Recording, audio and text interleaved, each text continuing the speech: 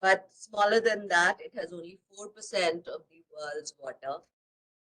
And smaller than that, it has only around 2.4% of the land resources.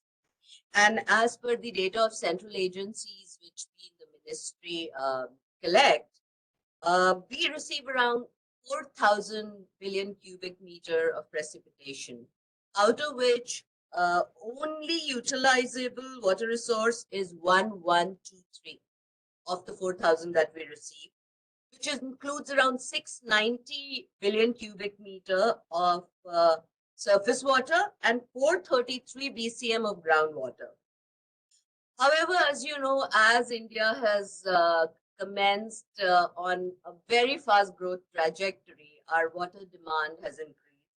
And while it was only 710 BCM in 2010, it has increased to 850 BCM in 2025 and is expected to touch 1,180 BCM in the year 2050. So the urgency of saving water, to save life, to save the planet is, I think, is being felt by everybody. So we are expecting that in the year 2050, if we go the way we are going, our demand will far exceed our supply.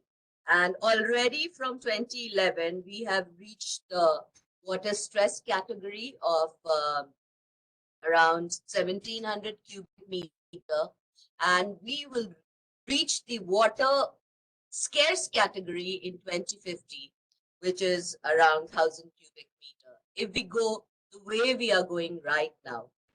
So, and if I talk sector-wise, then I think we can forge a fantastic partnership with Israel, because our main consumer of water is irrigation-based agriculture, which consumes around 80% of our water consumption, which is followed by drinking water and industrial uses and energy thereafter.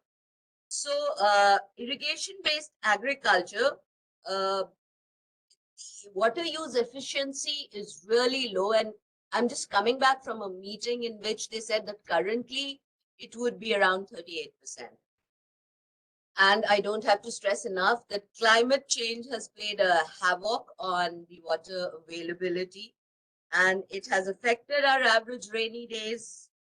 Despite the precipitation remaining the same, it has resulted in greater intensity of rains. Like, I have just come back from my Kada, which is Assam, and we were just not expecting so much rain in March. We got more rain in March and less in our monsoon season.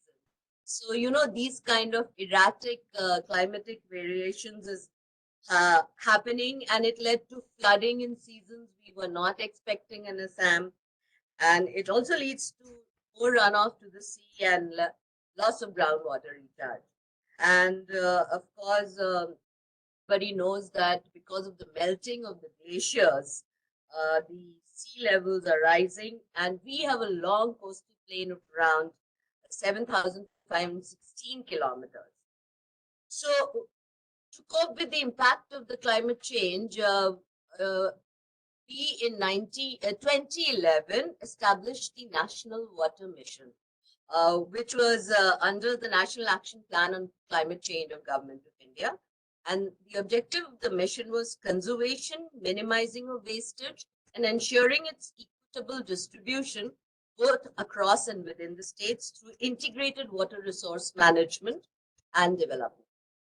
We have basically 5 goals under the National Water Mission. If I could just very briefly state, the first is water data, which is open to the public, which is real time, which is, satellite and sensor based.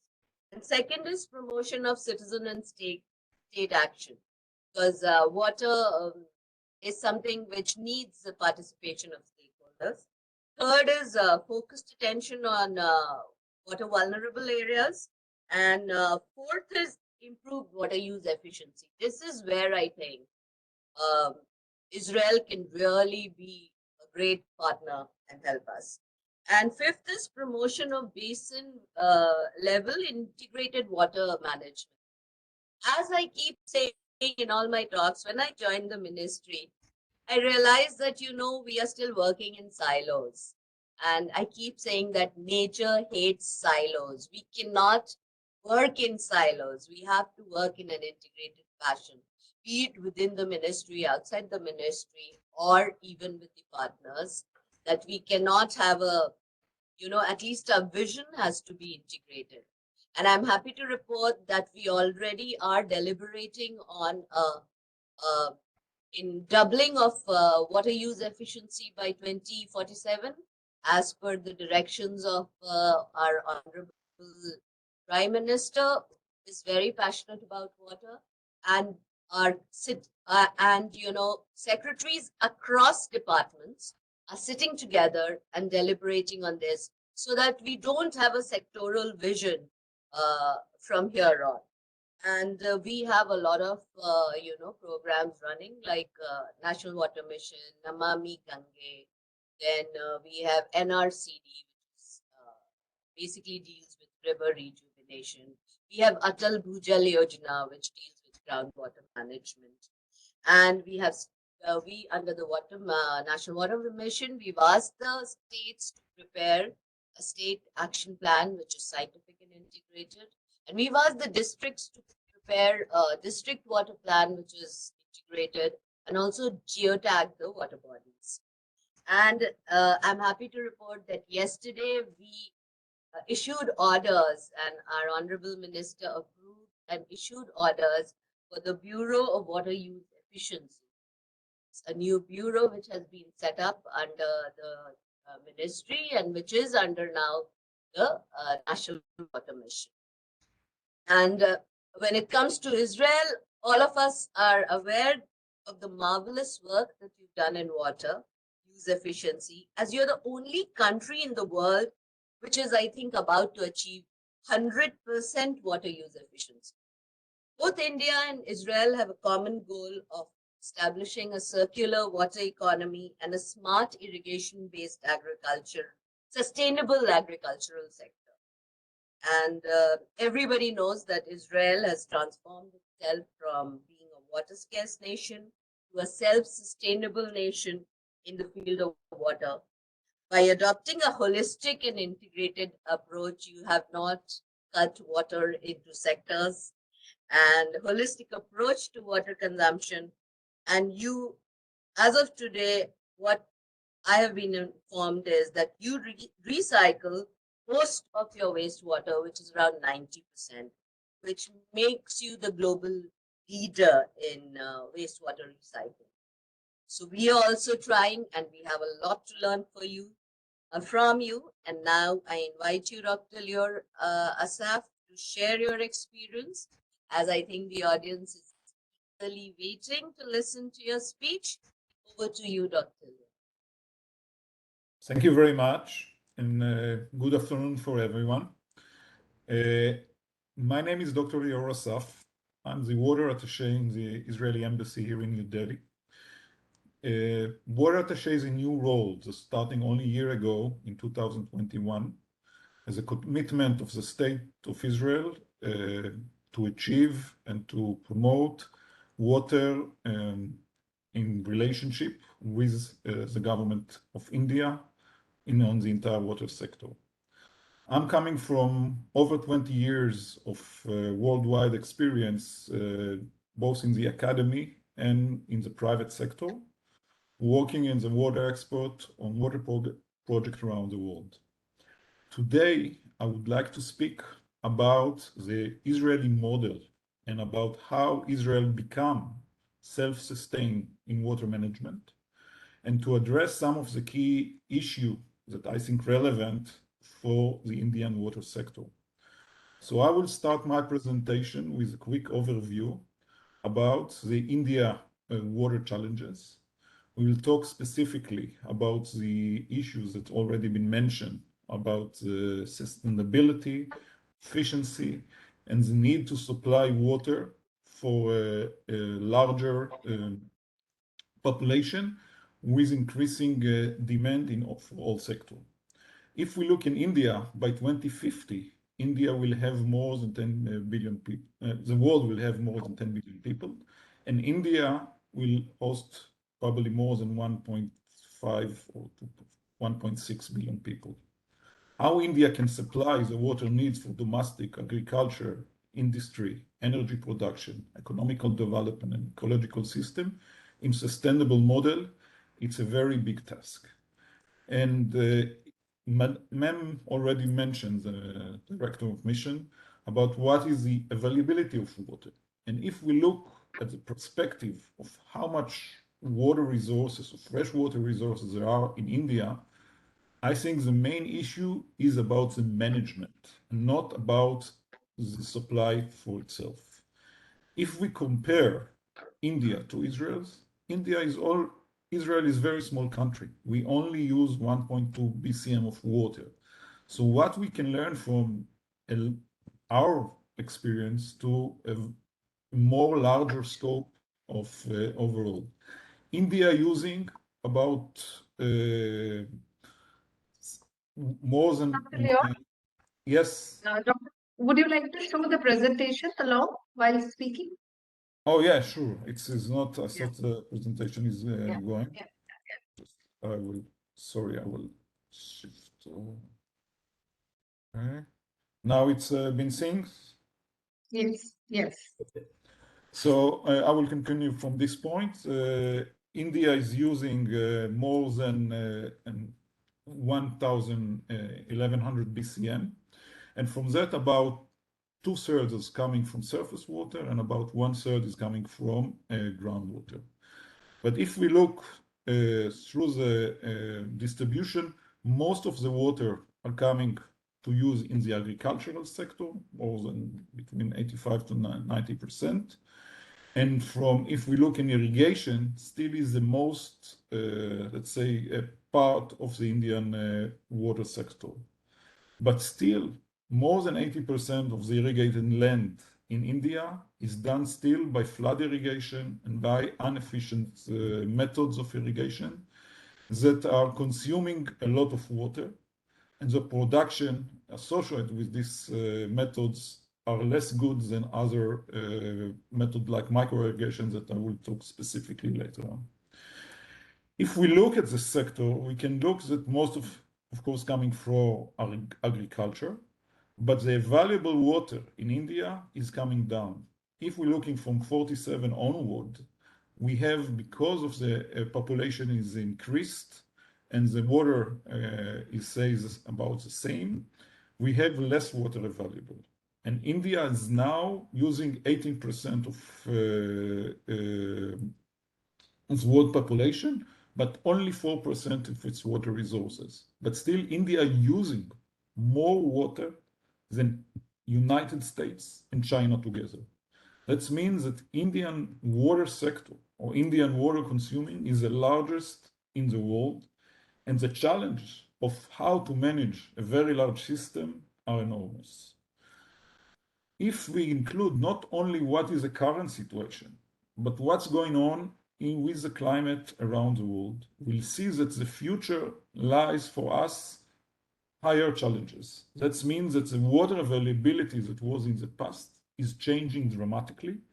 And for example, this is a heat wave that we all have been seeing in a few months ago in India. And it's not only about heat wave, it's about the distribution of the rain, it's about the recharge of groundwater, it's about surface water. All the systems, natural systems, are now in a mode of change. The climate is not only that we have less rain, that the rain itself is become more in large intensity. And that means that we will have less water available in the future. For example, we see the deviation in average rainfall across India. We can look that in the last decade, we have less water in some part of India by comparing to the average, more than 10% reduction. And still rains matter for the country because nearly half of India farmers, 50%, rely slowly on rain for their water, and these farms, it's hardest by the distributed of the monsoon rain. Let's encourage to look that more than 50% of India face already high to extremely high water stress. That means that the natural availability of water in the future will be less predict. There will be less water, and that means that the states and the government and the water sector need to have adaptation to this climate change and to this more extreme and less predictable climate in the future. This implies not only for the surface water, this implies already for the groundwater. And we can see this is a map that produced by the data from the government of India by works done in 2018. And we can see that in many parts of India, groundwater level already falling dramatically. And when we have a groundwater falling over time, that means that the system is unstable, that the system is changing because there is less water coming in and more water coming out. And this is like an overdraft in the bank. If you have less money coming in and more money coming out, in the end of the day, you can be bankrupt. And the parallel to that, what we've seen in the water sector is a series of crises. When you have cities, when you have some parts that water will not be available for consumption in the real in the near future. And prediction done by government agency predict that by 2030, India will use more water than there is natural availability, and about 40% of the population will have a very high problem to access for drinking water, and there will be enormous effect on India GDP and lost because of the water crisis. So how the government is managed to these kind of scenarios? So first, I think the water sector in India is very complicated. India is a huge country made of a federation of 31 states and state territory. Many stakeholders involved in the water sector. There is definition of some of the part of urban water supply going under the Ministry of Housing and Urban Affairs. Other aspects of the water sector go under the Ministry of Jal Shakti that is only been formed about 7 or 8 years ago. So there is ongoing changing, and the main issue is that the water structure of India is done in silos. That means that several parts of agricultural supply, of irrigation supply, or water supply to cities or sanitation are done separately, not under one roof. And this become a problem when you want to imply a long-term planning that taking together all the different sectors together in what we call integrated water resources management. However, I think India is taking very, very seriously the issue of water supply and sanitation. And if we can look at the governmental program, I think the current federal government of India and the states government are doing enormous, let's say, trying to supply both resources to water allocation problem. So under the Jal Shakti mission, under the Jal Shakti ministry, the Jal Jivan mission supply water for more than 96 million people in the last few years. Villages and millions of people are being, for the first time, connecting to tap water. If we look under Amrut mission, under the Namani Gange program, there is a lot of investment in sanitation, a lot of investment in the urban water sector, but still the challenges are being very important. How in the next decade, and I think the next decade for India will be a window of opportunity, will be a window of opportunity to change how the water sector is both function and which kind of model, both economical and social model and engineering model, will ensure that the water supply and sanitation program will work efficiently and sustainable manner. I want to now to shift a little bit the outlook to Israel and to tell you the story of the Israeli water sector, how this sector is developed. And of course, now people talk about in the beginning that Israel is very self-sufficient and so on. Yes, this is true, but we had our share of mistake. We had our share of challenges. Both countries were actually came to be independence following British rule in 1947-48. And in the last years, I think we step ahead. And in the last 20 years, Israel water sector changed very dramatically to become a self-sustained. And if we compare the water consumption both countries, so of course the area and population-wise, there is a factor of about 150, 170. That means that India population is 1.4 billion people, while Israel is only 9.5 million people. But if we're looking on water consumption per capita, we can have a look that actually in India, you have a lot more water, about 3.5, the factor is usable fresh water per capita. And if we look in agriculture, per capita, Indian farmers are using more than 8 times than the Israeli farmer.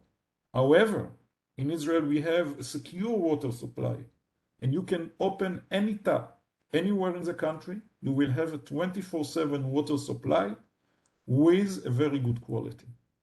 And this is not the situation in India. And for farmers, we are securing, giving the farmers the water that they need, but there is a difference in the system. First of all, let's look about what was the starting point of Israel. And if we look, and this is the air photo of the Middle East, you can see it, Egypt in the Nile River Basin, very green. And you can look at Jordan and the Sinai deserts, very yellow and dry. And you can see there are some green patch in Israel. But most of the country, you can see even from this air photo, is still a desert. Is 60% of the area is considered to be a desert. And if we're looking what is the water availability, what is the average precipitation in Israel, we can see that only limited part of the country, the north part of the country, receive between around 500 to 600 millimeters of rain. This is considered to be very dry zone in India. Most of India receiving a lot more water than 500 millimeters. However, in Israel, we have a desert in most of our country with less than 400 millimeters, maybe comparing to the state of Rajasthan in India. Population-wise, we grow. We have a GDP that is about more than $40,000 per annum, but still we have a small country with a very big challenge of how we can supply the water for our country.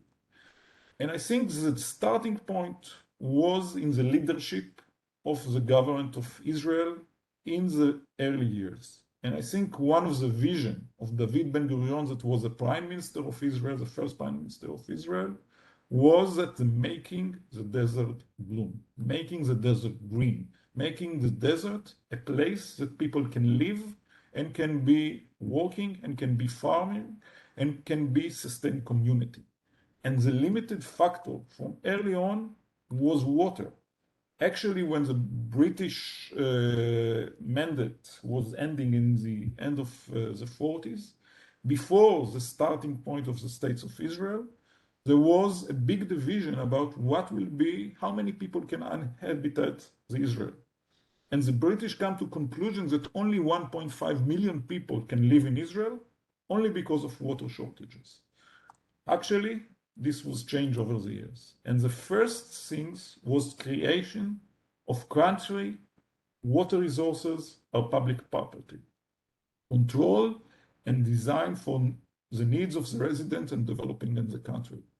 All water sources, water, spring, stream, river, sewage, surface water, groundwater, are the property of the country. That means that even in your own farm, you cannot drill a well without permission of the government. The land may belong to you or leased by you, but the water above the ground and below the ground are the property of the country.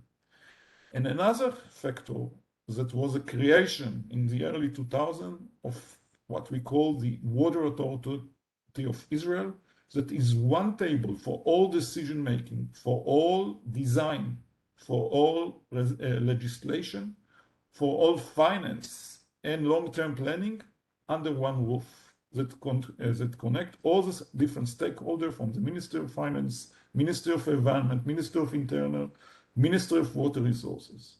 And another key factor is that this board, or this Water Authority Board, is detached from the political system.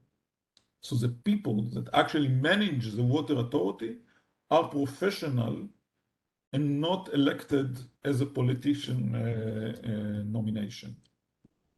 But if we look how it's developed, it was not so one success story from the beginning. In the early years, Israel was based on beginning in 1948 was only 600,000 people. And then by less than 5 years, population was triple for over 1.5 billion. So all the new immigration, all the people that come to Israel need more water. And this water was coming mainly from, in the beginning, from the aquifer. So in the first decade of the country, water was becoming very problematic, and many of the aquifers, specifically in the coastal region, was badly affected by overuse. So the country was needed a national water system, very similar to what you're trying to do now in India in what we call interlinkage project. That means connecting the north of the country where we have a surplus of water, or at least we think it was surplus of water from the Sea of Galilee, to the south part of the country where there is less water. So there was originally, the first line was in 1952, and then the second stage was in 1961.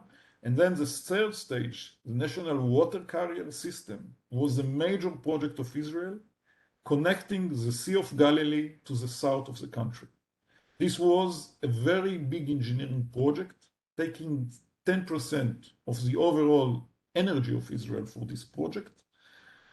But if you're looking at today, 50 years or more later on, this system is not functional anymore because there is no water in the north of the country. There is not enough water in the north of the country. So I will talk about how we change from what we call an interlinkage project kind of a system to some other man-made source, mainly reusing of sewage water and creation of new water source by desalination. So the first was a main water supply in 1964 of the National Water Carrier, taking the water from the Sea of Galilee all the way to the south by a series of reservoirs, by a series of very large pumps, by bringing the water from minus 10 meters below sea level to more than 600 meters above sea level. So that was a very engineering large project. This system today is reserve. That means we reserve the direction of the water because there is no enough water in the Sea of Galilee. So in a way, if to take this lesson, national water system should be considered, but you have to look from long-term planning if this is sustained and if we have enough water to supply the overall country. And this is because climate change, highly reduction, and this is the available water in the Sea of Galilee. And we can see that if during the 60s and the 70s, the figure was around 500 to 600 MCM a year, million cubic meter a year. In the last 8 years, there was no hardly water or mass balance in the Sea of Galilee. So that's the reason that if the country was entirely based on the national water system, on the national water carrier, this water system will not function and we cannot give the water supply for all the residents.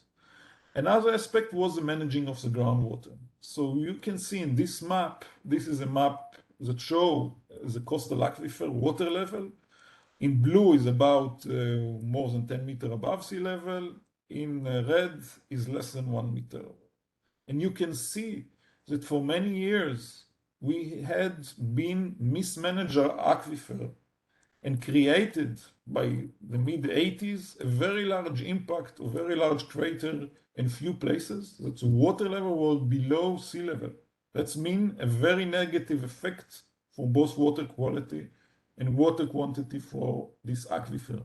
And only after we shifted our water supply from groundwater to more other source of water, we can sustain our aquifer in a decent or more accurate level. How we done that? So in this graph, we can see how the water changing water availability or the resources developing over the years from the 50s to the 2000. And we can see that 1500 line, 15 MCM, are what we call the natural or average natural water recharge for our entire system for both surface and groundwater. This is our natural replenishment. And for many years, we've been taking more water than was the availability. And that was implied in a series of water shortages, in a series of crises, in a series that in some instances our former chief of staff of the army, General Rafael Eitan, that was in at the time the Minister of Agriculture, was calling to public taking baths in couple because there was not enough water. And this was implying for a series of water shortages. And then we come out to the conclusion that this path of we call supply side management to increase our water uses from the aquifer of the surface water is a dead end for the country. And we need to shift to another direction. And this direction was two arms. The first one is starting to reuse effluent as a water supply for agriculture. And the second, from the 2006 onward, is to supply desalination water for domestic use as a major domestic use source of water for the country. Of course, this is implying money, of course, it is implying resources, but in the down end, we didn't have a choice and we had to take this route of sustainable development. And if we can compare today how Israel water sources is divided, we can see that the future Israel will not rely on natural water. We are detached ourselves from the natural water supply. We are now depending on reuse of wastewater and desalination. And any increase in the water demand in the future will be addressed by allocation of water from desalination and from reuse of wastewater. Natural water will still be a part of the system, but it's going to be below the natural recharge in order to ensure that the water supply will be in a sustainable manner. And part of it is including paying the full price of water. In Israel, in all sectors, we are paying the full price, not only of operation and maintenance, but actual price. That means that in the domestic use, we're paying something like $2, another 150, 160 rupee per kiloliter. That's a lot of money that goes into this sector, but this money is based on a circular economy model that's going back to this the water sector. Another thing is public participation. From early age, from kindergarten, from school, Israeli public is aware that there is a water shortages and we need to save water. This was done by public campaign, this is done on television and so on. And we can see in this slide how water consumption was actually reducing by intensive of water campaign. I think now it's a little bit changed because 10 years later, we are now feeling more, I think, secure about water supply. But still the awareness exists that water is a precious commodity, need to be promoted, need to be maintained, and not need to be wasted in any of the sector. And we can see now that if we look at the entire water sector of Israel, this total is about, let's say, 2,300 MCM. It's including non-revenue water of less than 10%. In some of the city, it's even less than 5%. That means that efficiency, both in the agricultural sector and the industrial sector and the domestic sector, is very, very high. We're not wasting our water. And nowadays, about 55% of our water system, of our water coming from man-made source, both recycle, Berkish, and desalination of water. So what was the policy? The policy was that wastewater use is called for a national policy for gradual replacement of freshwater allocation for agriculture by reclaimed effluent.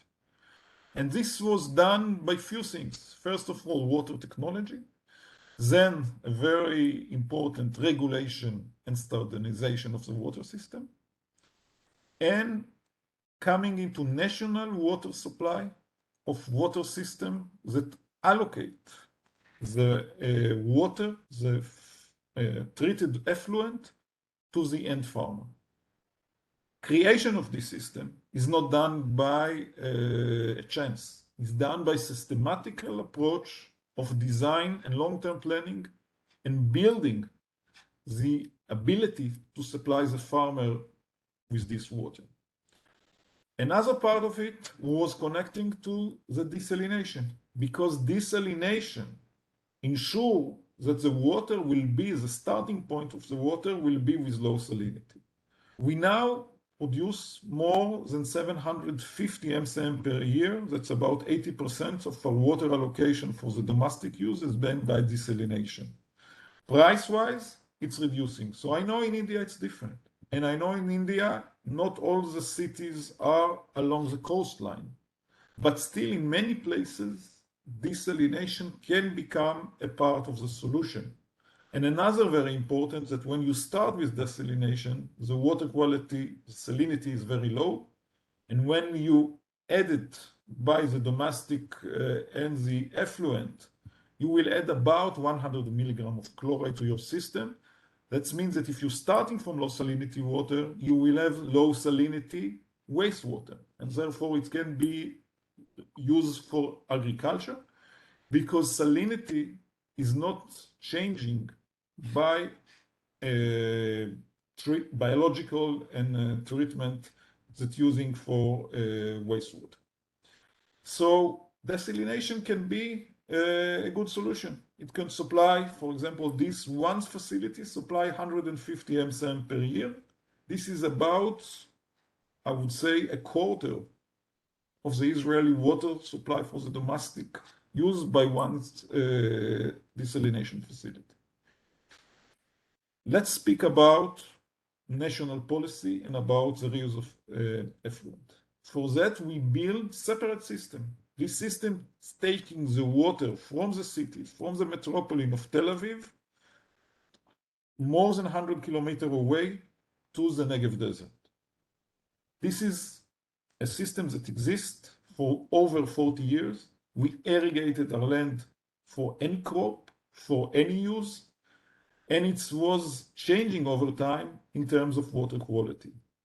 But the original design still exists. That means that we're using the aquifer as a part of the system. Soil aquifer treatment, using the aquifer both as our treatment and as our reservoir.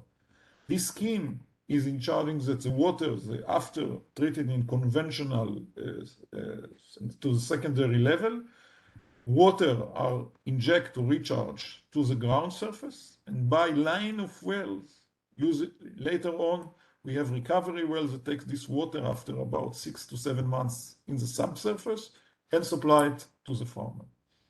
So I think this kind of system can be adapted as well in India. Maybe we don't need to go for 100-kilometer infrastructure. Maybe the solution, the reception of the wastewater could be around the city in a radius of 20 kilometers or less. That means that you need to invest less money in creating this infrastructure. The second point is that you need to look at regional perspective. India is too big for a one system. States are the leaders in the water solution, and they are the ones that need to implement the project. So in this case, we can look in more regional perspective or states perspective of how you design. In Israel, 99% of the sewage is collected, 97% is treated, and this day, not 82, but 87% is reclaimed for reuse. So that means that most of our water are being using twice. One time in the domestic system, and the second time in the agricultural system. National policy is calling for wastewater collection system and wastewater sludge treatment and central treatment plant. In each area, we have some are very large, like the Shafdans, that treating around 170 or 400 MLD of sewage per day, while it's in some other parts, there are more smaller site solution. Wastewater can be a significant risk to public health. That was a question mark that we start for. So therefore, Israel made a very strict standard of more than 36 parameters.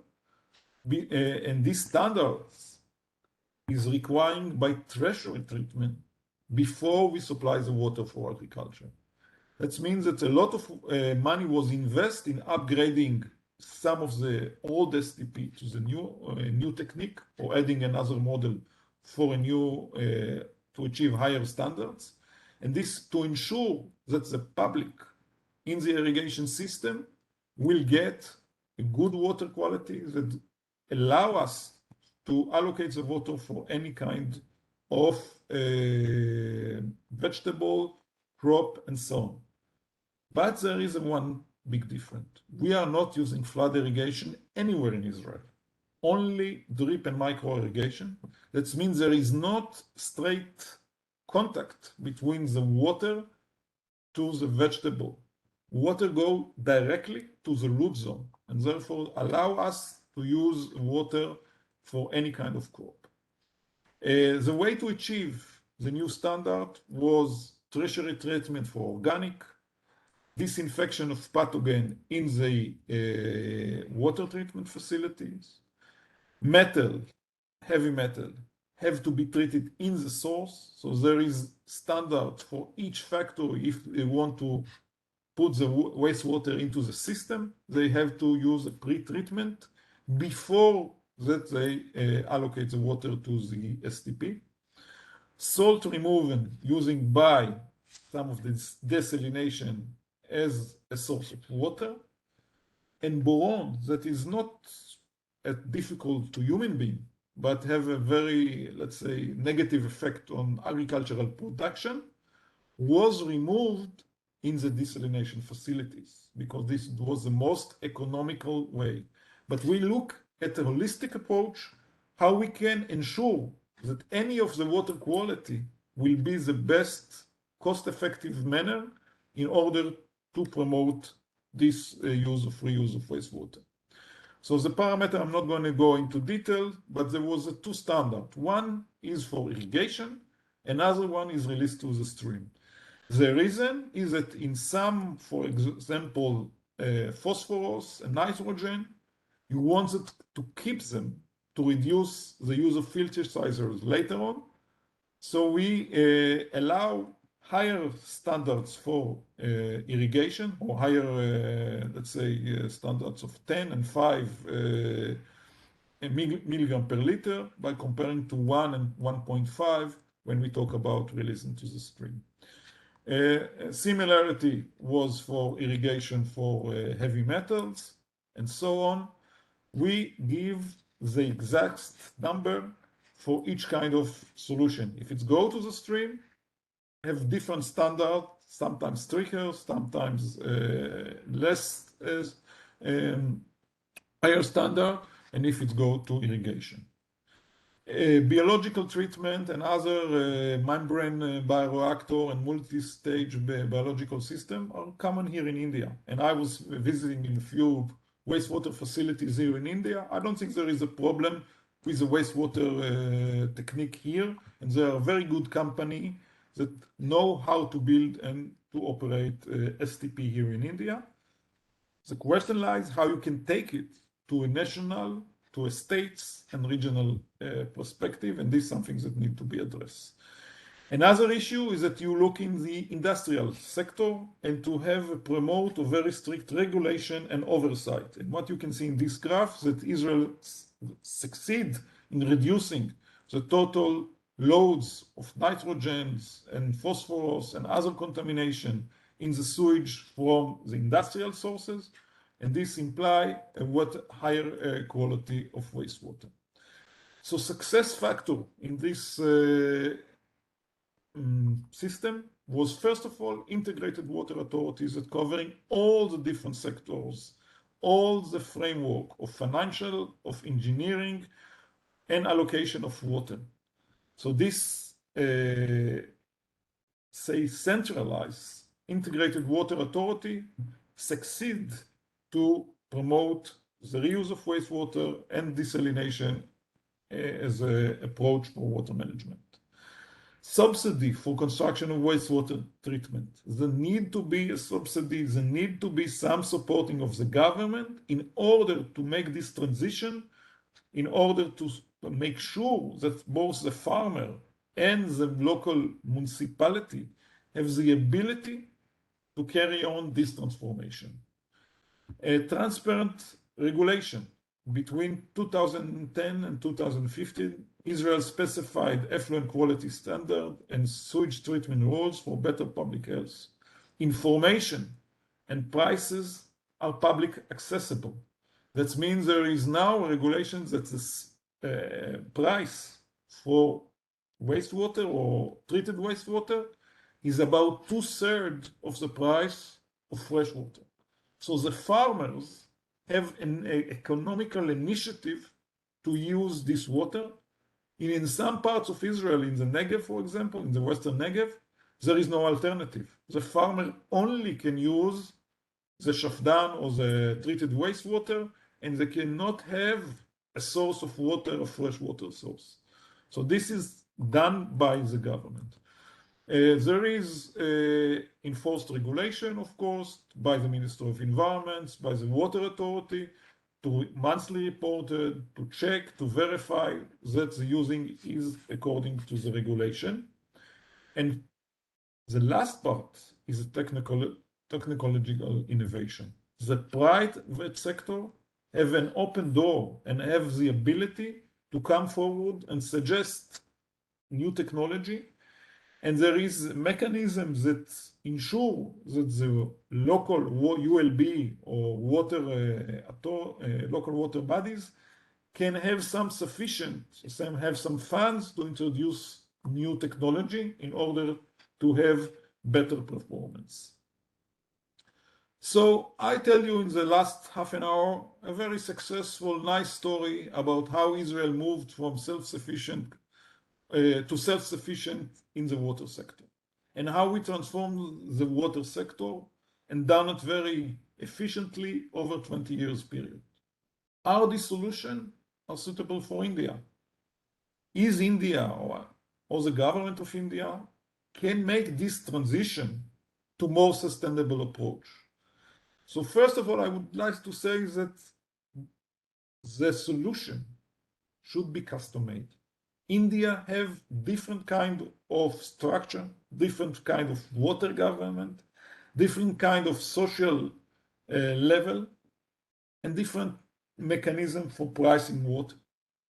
But in the heart of it, sustainable management of water resources, efficiency, and reuse of water should be part of this roadmap.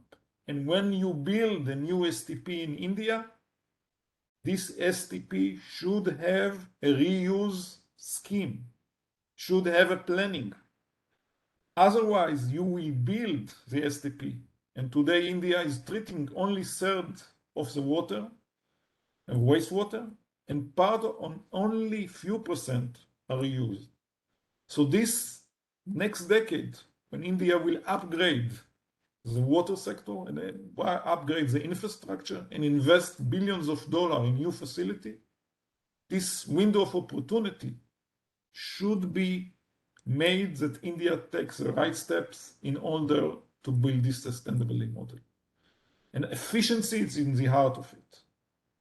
And this is, for example, efficiency in water distribution system. So this is typical system in India. You have a dam, you have a reservoir, and now this reservoir can be filled with fresh water, or it can be filled with reuse of wastewater. Still, what is count is what is going downstream for that system. And if you're going from this part downstream with only flood, let's say, system, flood irrigation with less than 40% efficiency, this is a very limited solution. If you ensure that this surface water solution or reuse of wastewater solution, including the last mile conductivity, including micro irrigation solution, including command and management of energy and efficient system, you can go up to 90% efficiency. That means that you can either double the area under irrigation for each one of these systems, or you can reduce your water consumption by 50%. And I think this is a major part of it. So when you go to build a new system, either by surface water or either by reuse of wastewater, you should include the last mile conductivity and complete solution to the farmers. Benefit of drip irrigation could be not only water saving of up to 50-60%, it's about labor saving, energy saving, more outcome for the farmers that of better yield and better quality product. And that's ensure the issue of double the farmer income. I think when you design the new system, it have to be including that the output of the system should ensure double the farmer input, or not necessarily the lowest price for the overall water system. And I think this is still, in many of the tender, it's still in the heart of it. So what is the way forward? Creation of water source at farmer level by connecting STP to the farmers. I think this is a win-win situation, because if the public and the farmer community will be built along the city with ensure that you have a safe water year round, you can reach to double the farmer income, because you eliminating the uncertainty, generating a stable non-water availability at the farmer level, and then using smarter agriculture and irrigation practices to ensure that the increase of the output of the farmers. If you look at India today, very limited reuse of water. I think it's less than 5%. This is from Gujarat, but in many other states. And when you're talking about reuse, you don't still have the full-scale model. And the model should be developed not for Israel's sake, but for India's sake. And it have to be developed for the local condition. It's not be the copy-paste of the Israeli model. It's have to take sure that the farmer will get the water, and how the farmer will get the water, and how they will use it for a long term by capacity building. It's something that have to be in the heart of this planning. So let's look, for example, in areas that I was visiting a few months before in Rajasthan, in Jodhpur. In Jodhpur, it's a city of about 1.5 million people. Right now there is STP, it's called Sawales in the Sawales River, and you can see all these green patches. All these green patches are farmers that irrigate water from this river. But this river is not clean, and it's not with low salinity. It's actually a very high salinity. So this kind of a reuse scheme that based on water that treated in the STP, let's say that sometimes need to upgrade, but let's say that the STP is function. What's happening to the water? This water are released back to the environment with no reuse scheme. And then the farmer downstream taking this water irrigated by flood irrigation only in the plots that are adjacent to the river. This is not a correct approach. You need to connect directly the water system and the STP to the farmers.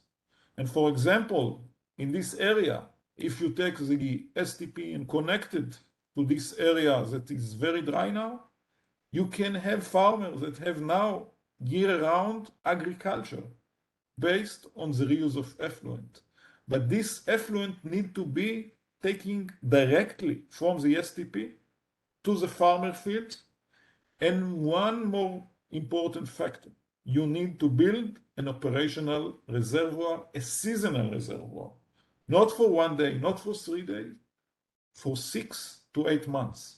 That means that you need to create a reservoir like we did in Israel with a capacity of 6-10 million MCM. This is a large facility. You need to find the place. You need to find a regional perspective, a full design of the area in order to assure that this kind of reuse scheme can be taken up forward.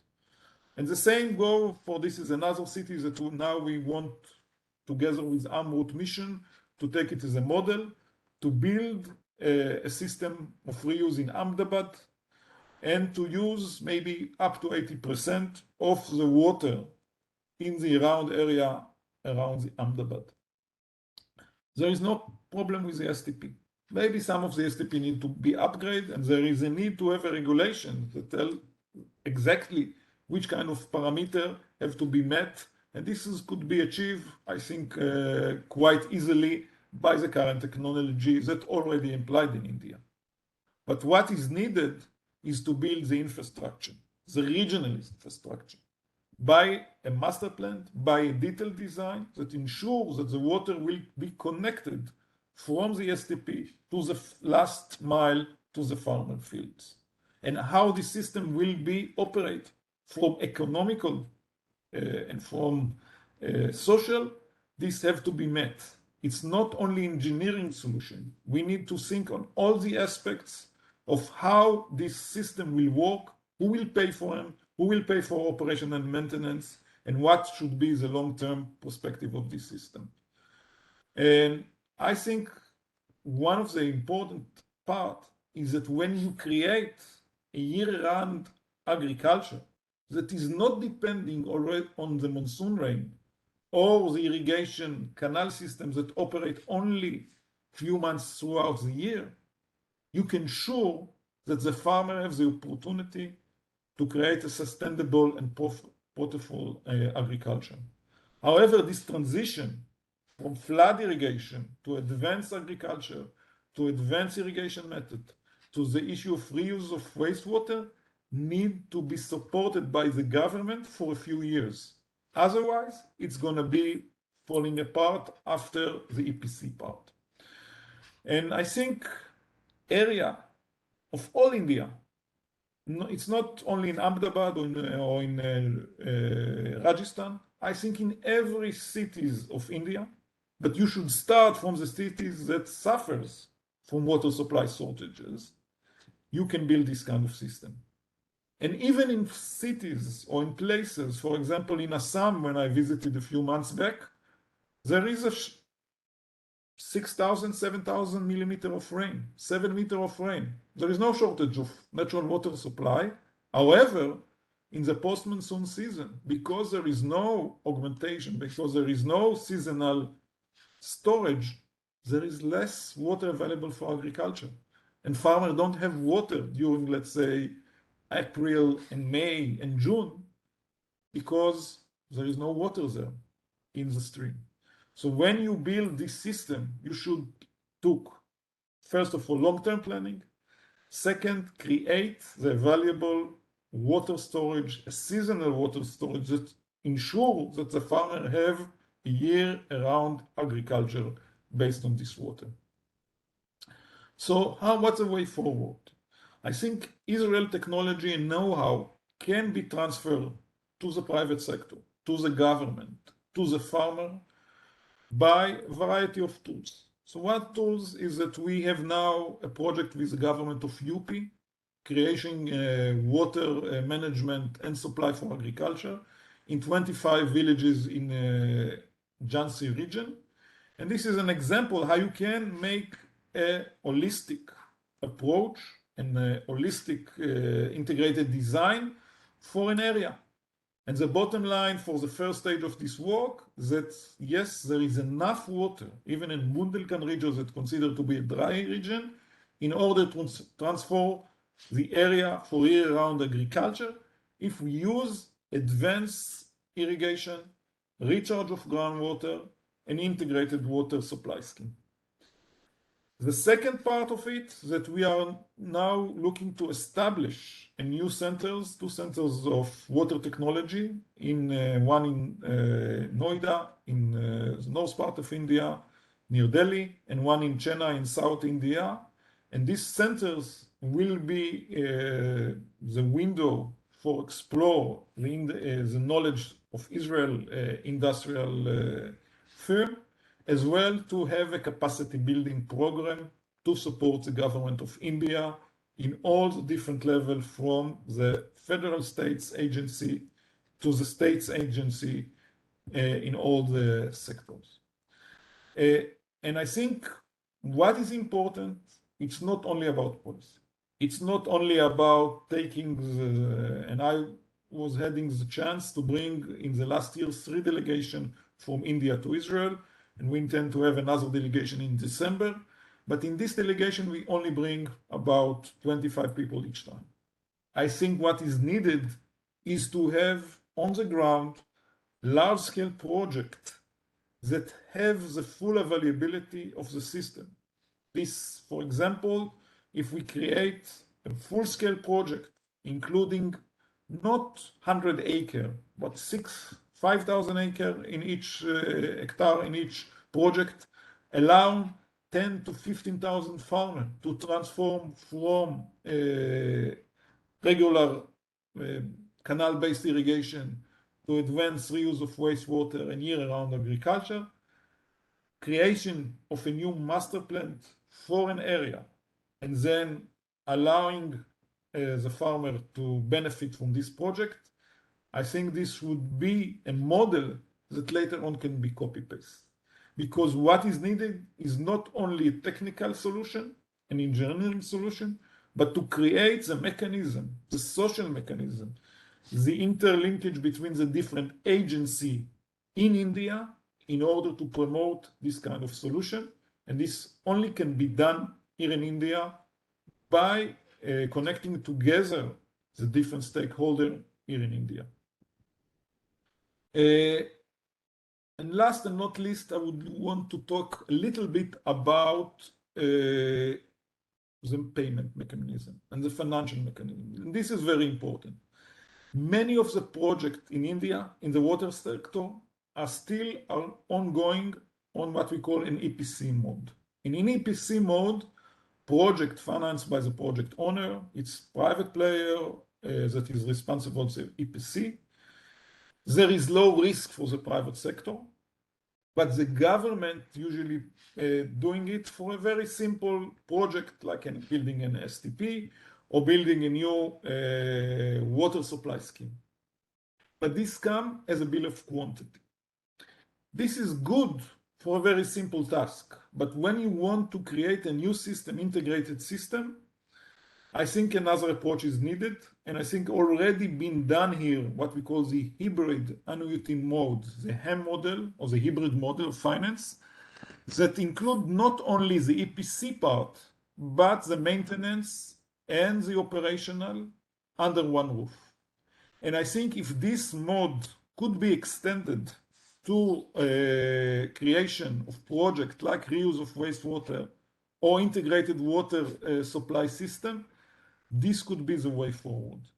Because when you have one contractor that in charge not only for the EPC, the design, and the new facility, but is in charge of operation for 10 or 15 years contract with very high insurance by the government, then you have the ability to build all the system and to support them for a few years in order that this transition from, let's say, a very low mode of infrastructure to a large scale integrated approach that created by the private sector for a long term. And I think in this kind that you have construction payment, O&M payment, and then the way forward for supply and support the farmer by agronomical design, by introducing and ensure that there is a technical stuff on the ground so the system can be maintained. This transition is very important. If we fail in this transition, there's not going to be a support by the government, there's not going to be support by the farmer. We need to create a success story. And if the success story is being created, then later on this mode can be extended for any states, for anywhere in India. And I think that this is a high priority for the government to ensure that the model could be duplicated later on. So I just want to sum up that in each project, we always have to look on three aspects, like in triangle. First of all, there is a project itself. Of course, it needs to give a good technology, a good commercial aspect, a good design, and a technology provider. But then another two parts should be ensuring finance for the project, either from the government, central government, federal government, or both from the states. And the last and not least is the capacity building, social and human resources. If we don't insist to have a specific chapter and specific resources allocated for the capacity building and for the transition of the farmers or water utility for a new technology, for a new management, for a new way of design and implement project, it's going to be failed. And that's for it's highly important that the government should put the emphasis of creating this kind of models that ensure that the benefits in the end consumer, either in the private sector, in the urban sector, or the farmer sector, should have the ability to be supported for long terms. And I think we have now a few initiatives that Israel is planning, not only in the Center of Excellence. We're now working very closely for the Namami Gange mission to a new online monitoring system for the entire operation. There is another work with the states of Haryana, for example, to create a new master plan that include all the different sectors. A similar project was done with Mekorot, MWC, with the states of Punjab. And I think this perspective of regional approach and state approach together with a national policy is a way forward.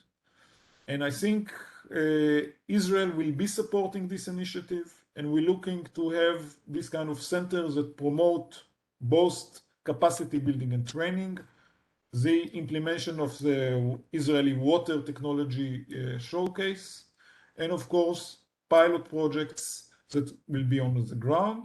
And last and not least is the academic operation. I think we need to move ahead from only a short-term just project to tender approach to a more systematical, long-term planning and long-term project and cooperation between Israel and India. and therefore to allow ourselves to support India in the next decade in this transition period when India will face the major challenges that we talk about them in the first part of my lecture. So in this regard, I would like to thank all of you for taking the time to this presentation. And I'm looking forward to be supported and to be effectively working with all the agencies in India in order to extend the cooperation in the water sector and the collaboration between India and Israel. Thank you very much, and I'm looking forward. Thank you, Dr. Lior, and thank you for the wonderful presentation. And there are a couple of queries also which are lined up. So, Arsha ma'am, if you allow us, we would like to go ahead and take a few queries and have a small question answer session. Yes, of course. If your time permits, maybe two quick questions. Arsha ji? Please go ahead. All right. So most of you, I'm happy to see that, most of you are familiar with the question answer session pattern. In case somebody is new, you have to just raise your hand and my team will unmute you. You can ask your query and speak to the expert. Please raise your hand. I request Mr. A.K. Agarwal, you may please ask your query.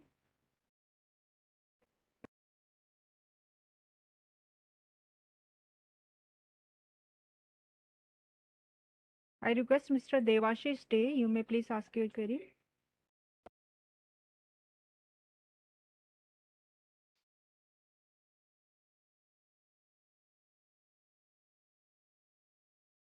Yeah, Mr. Day, you can please speak.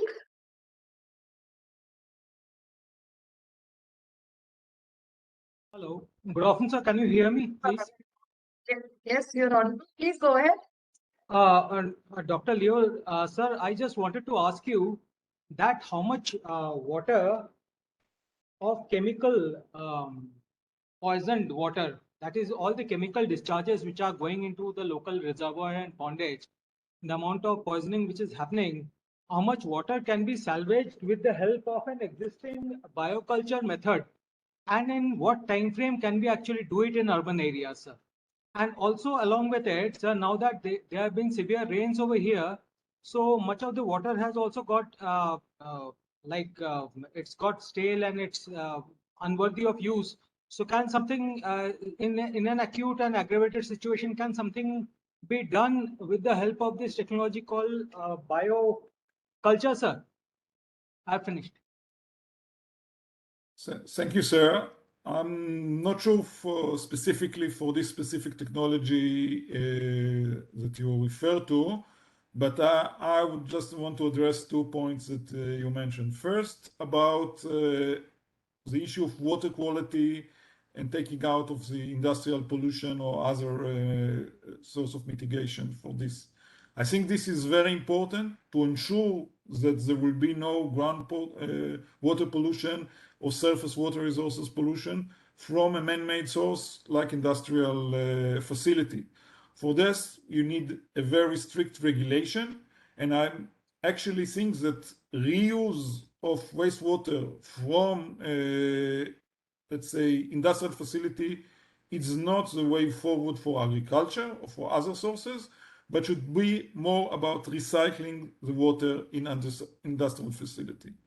The second point that you mentioned regarding the use of, let's say, flood water could be done in 2 major points. One is to ensure that there is a scheme for recharge of groundwater, and I know that India built many of this type of recharge facility, and I think this is something that should be need to encourage, but it has to be in the urban area, being monitoring as well, and be part of the overall solution.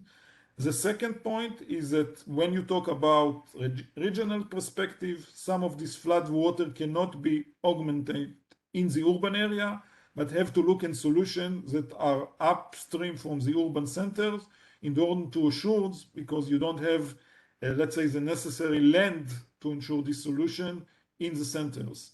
So that means you have to look from the upper watershed, the upper part of the watershed, and look for solution where you can recharge groundwater or you can augmentate for a seasonal augmentation.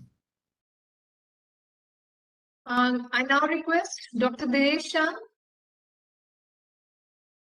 You may kindly ask your query. Can I request my team to kindly unmute Dr. Dinesh? Hello, Yes, sir. Audible. Please go ahead. Dr. Asif. I want to ask you, you have a lot of experience from Israel. And are you suggesting that Indian government should think to set up the authority, integrated authority, although they have already created Jal Shakti ministry and having drinking water also within the ministry. So, because lot of things are within the ministry, like Namami Gange and National Water Mission, and then urban water is slightly in different ministry. So you are suggesting to integrate it because lot of wastewater is generated in big cities, metro cities, and there is a good potential to treat them and then reuse and maybe it is a very economical rather than to pump water from a long distance, maybe 200 kilometers, something like that.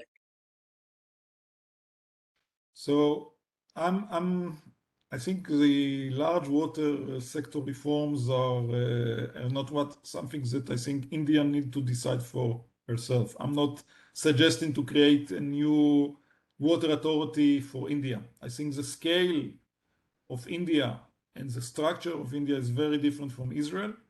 So therefore, I leave the, let's say, the decision how to manage water, and I think the Constitution of India is different in this regard. It's still a subject for India. My only concern is that when you look at water management, you should look at states and regional perspective.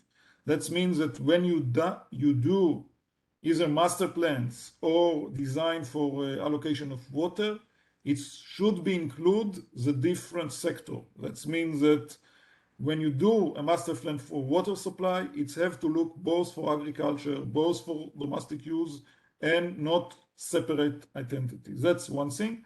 The other is when you look at project-wise, you need to find a way from, I would say, regulation and from administrative point of view to work together under one roof, even for this specific project, in a way to calibrate between the different stakeholders.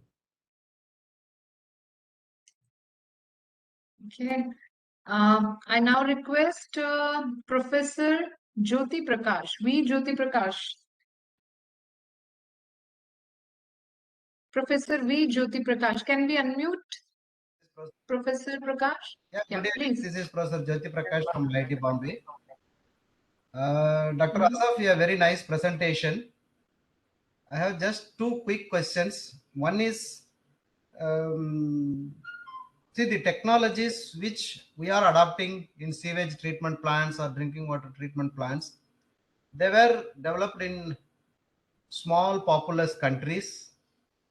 When it comes to India, we adopted several types of contracts, but several projects are running into trouble. That is it a change in contract method is required or technology is required? That is first question. Second one is, see, our India, the space is very large. The water management which we adopt in one location may not suit the other location.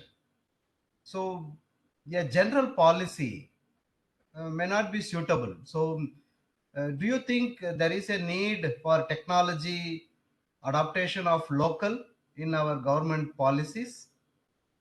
You can comment on this. Okay. So as I say in the middle of my presentation, I don't think the problem is in technology.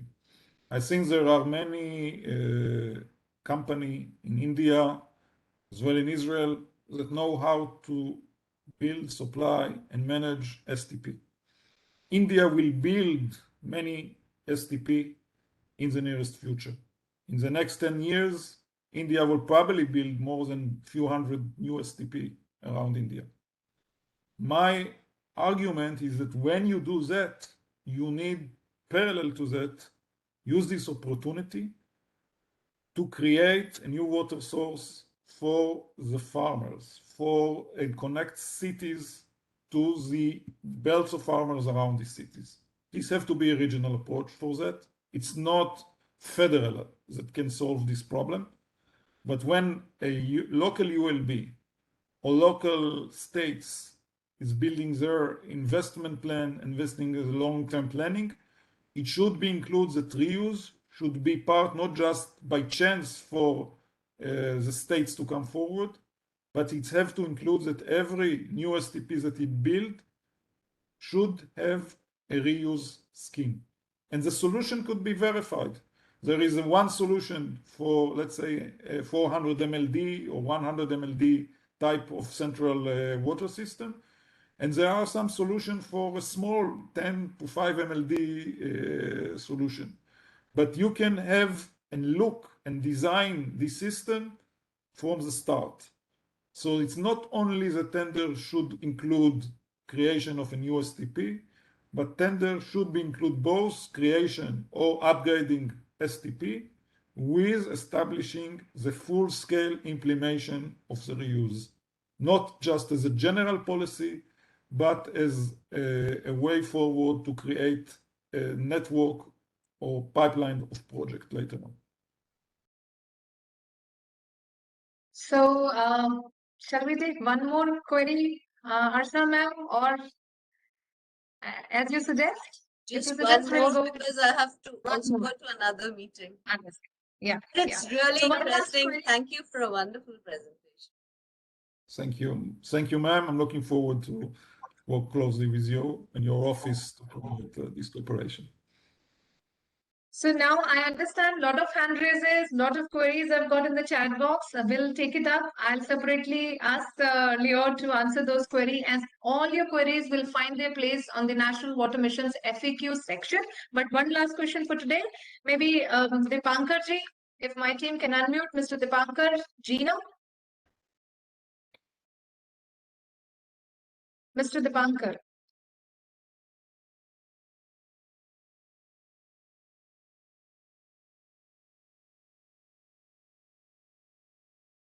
Okay. Then another one, Mr. Bharat. Oh, Dipankar, we have him here. Mr. Dipankar, can you hear us?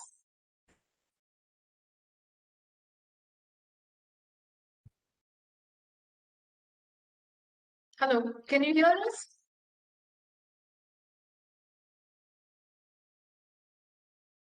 Okay, anyways, one last query, Mr. Harsh.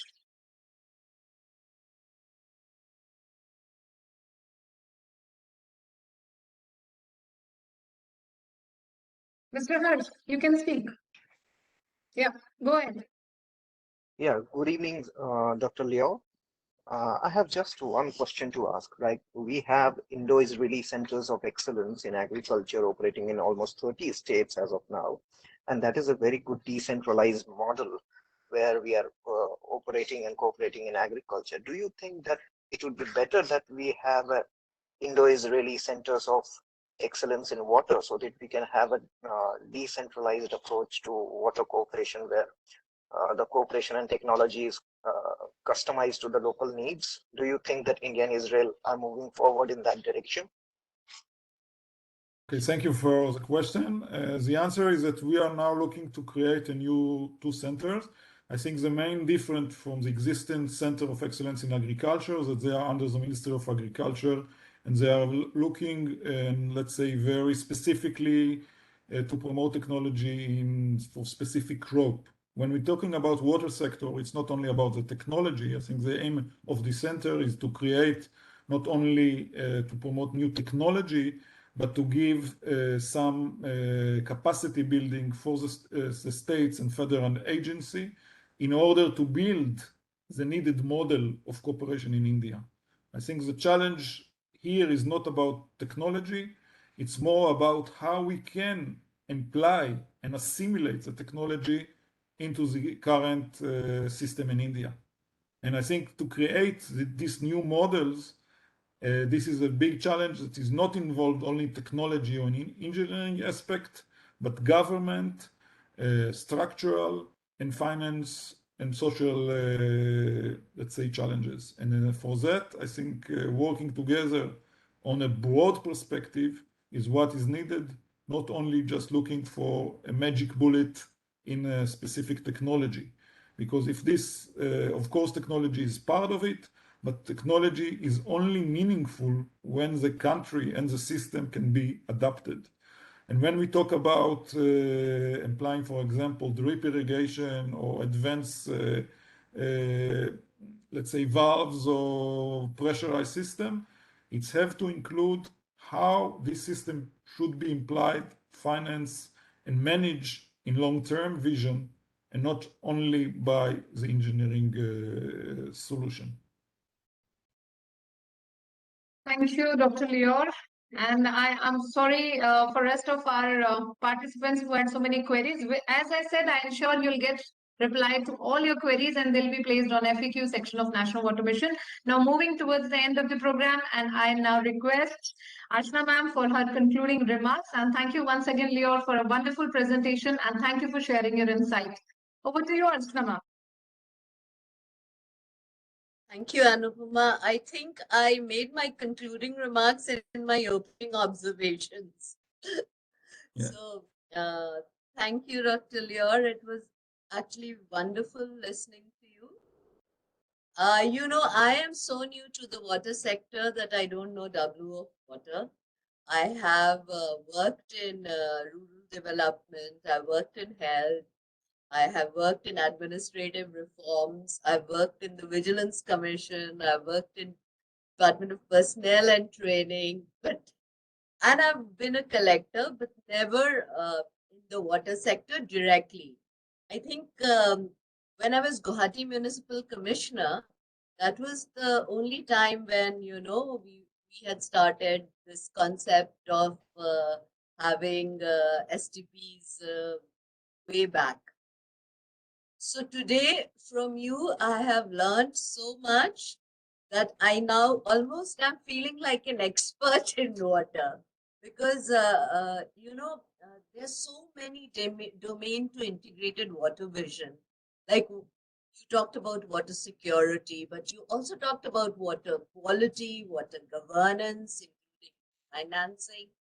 And you talked about climate change and how to tackle that. And you also talked about that one size fit all policy in a country like India, where no, water is a state, as you have already pointed out, that water is a state subject, and India is a federal nation with unitary in spirit, but actually federal in working. So to have a one size fit all, and to have one solution, like you said, that only a re-engineering fit, if we don't have the communities taking it up, like water pricing has been such an issue, because it's for you to, you being a small country, to set up rated regulatory authority and to almost, make people realize that you have to save water, you have to pay water. One difference in India, which I can historically say, is that Israel, in some sense, was a new nation, though it was a historical nation, but it was a new nation. And Israelis, I've seen, they are so committed and passionate about the identity of Israel that they're willing to sacrifice everything. In India, we have had a riverine culture. We have had a culture of, being with water, not thinking of it as a scarce resource. I remember when I was a kid, I used to just brush my teeth and leave the tap water open. It was only when my kid, grew up and she said, "Mom, you're supposed to close the tap water." So I realized that, okay, water is scarce. So I said, uh, e- even after, in my 30s, I didn't realize that water was actually scarce. And when I've joined this ministry in September, I've realized that, oh, there's actually a cause for alarm if you don't wake up for the future of the planet. But in India, as you said, that we have to adopt solutions which are compatible not only with technology but also with our tradition. Like, it took India a long time to realize that you have to pay for your electricity.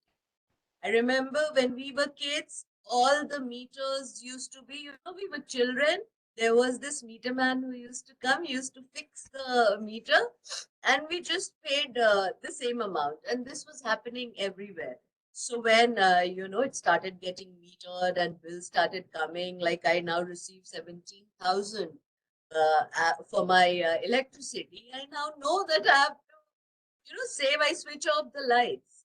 So it takes time. I mean, a tradition which is different from Israel and India is a very, very open nation, and we are coming to terms with a lot of new things. And I think we have done magnificent work sporadically in all sectors, including water. Like I was just looking at some of the panchayat level ones. I mean, I cannot imagine. I had gone to lecture them on something, and what I got back, I cannot imagine the level of wisdom they have. And we are opening. We have a committee. I don't know if you're aware, called the Rajiv Ranjan Mishra Committee, which is documenting all the historical water monuments, which we are going to release as a portal called Jal Itihas or Jal History, tentatively called that, and which will be geotagged, and it will document all the first for the 75 years, because we are celebrating the 75 years of Azadi Ka Amrit Mahotsav. So for 75 water bodies which we are selecting, and you will be amazed at the response that we've got. We have such traditional water bodies that, even if we start using that instead of adopting just technology which is new, uh, I mean, we have a wealth of information. So under the National Water Mission, we are also trying to harness the wealth of information that we have. Like I was looking at the Rajsamand Lake, and I was even looking at the Sagar lakes, if you've been to Assam. Or all the lakes are the natural water, all the baulis, the step wells. We're trying to first document, create a love for those monuments, a pride in the history of water, a pride in the history of river. We all grew up, we call Ganga Ma, like mother. Brahmaputra is considered the father. So we are a civilization which has grown up with love for water. But suddenly, because of all the influences that has come with globalization and consumerism, which I'm not saying is a bad thing, but it has led to a certain disdain for anything which is traditional. So I think we have to manage also leveraging our traditional mechanisms and also adopting all that is new and wonderful that Israel is offering, or the other, best practices across the world will offer. But the way you summarize the whole thing without being very preachy, because, we in India don't like people who preach. So the way you put across your views really is really nice, and hope to take it forward. Thank you very much, ma'am, for your kind words. I just want to maybe conclude, and the last remark is two things. So first, India is a very special country. India is actually a proud nation. And in the last year, I worked with many people in the different sectors, in the governmental agency, the private sector, and I found a very high quality, good people and good knowledge.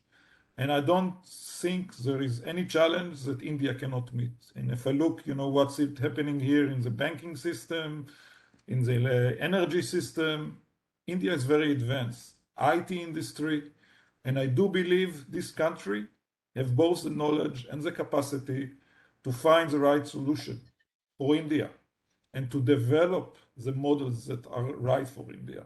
That will be different from the Israeli model. That will be models that address the current issue, the social and the economical constraint of this country. But I think what is needed is a very bold and straightforward approach, not to be afraid to make changes, not to be afraid to take some risk in order to change public and change the system in the ways that it could be benefit. And I do believe that in Israel and the other company can be part of this transition. And I'm looking forward to work with all of you. And last and not least, I want to wish for you and for all the audience, happy Diwali and namaskar, and thank you for hosting me today. Thank you. Thank you Thank you so so much.